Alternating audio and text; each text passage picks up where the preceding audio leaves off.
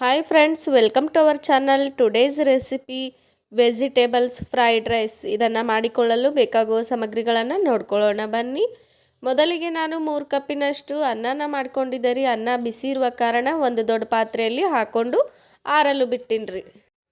ಆಮೇಲೆ ಈ ಕಡೆ ಒಂದು ಈರುಳ್ಳಿ, ಒಂದು ಟೊಮೆಟೊ, ಒಂದು ಕ್ಯಾಪ್ಸಿಕಮ್, ಅರ್ಧ ಗಜರಿ, ಹಾಗೆ ಕಡಿಪತ್ತು, ಕೊತ್ತಂಬರಿ, ಖಾರಕ್ಕೆ 4 ಮೆಣಸಿನ್ಕಾಯಿನ ಹೋಳಿ ಇಟ್ಕೊಂಡಿನ್ರಿ.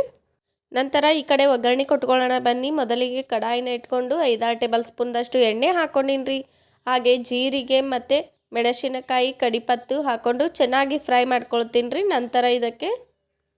ನಂತರ ಇದಕ್ಕೆ ಶೇಂಗಾ ಬೀಜವನ್ನು ಹಾಕ್ಕೊಂಡು ಚೆನ್ನಾಗಿ ಫ್ರೈ ಮಾಡ್ಕೊಳ್ತೀನಿ ರೀ. ಆಮೇಲೆ ಈರುಳ್ಳಿ, ಟೊಮೆಟೊ, ಕ್ಯಾಪ್ಸಿಕಮ್, ಗಜ್ಜರಿ ಇಷ್ಟನ್ನು ಹಾಕ್ಕೊಂಡು ಚೆನ್ನಾಗಿ ಫ್ರೈ ಮಾಡ್ಕೊಳ್ತೀನಿ ರೀ.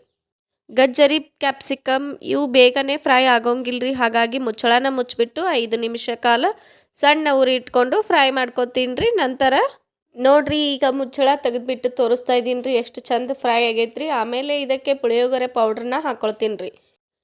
ಈ MTR ಪುಳಿಯೋಗರೆ ಪೌಡ್ರ್ ನಾನು ಔಟ್ಸೈಡ್ಲಿಂದ ತರಿಸಿದ್ದೆ ರೀ ಶಾಪ್ನಲ್ಲಿ.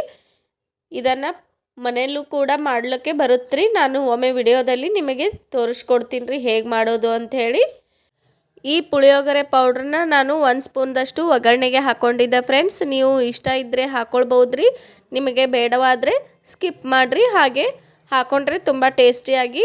ನಂತರ ನಾನು ಚೆನ್ನಾಗಿ ಫ್ರೈ ಮಾಡ್ಕೊಳ್ತೀನಿ ರೀ. ಆಮೇಲೆ ರೈಸ್ನ ಹಾಕ್ಕೊಳ್ತೀನಿ ರೀ. ಇದಕ್ಕೆ ಹಾಕ್ಕೊಂಡು ಚೆನ್ನಾಗಿ ಫ್ರೈ ಮಾಡ್ಕೊತೀನಿ ರೀ.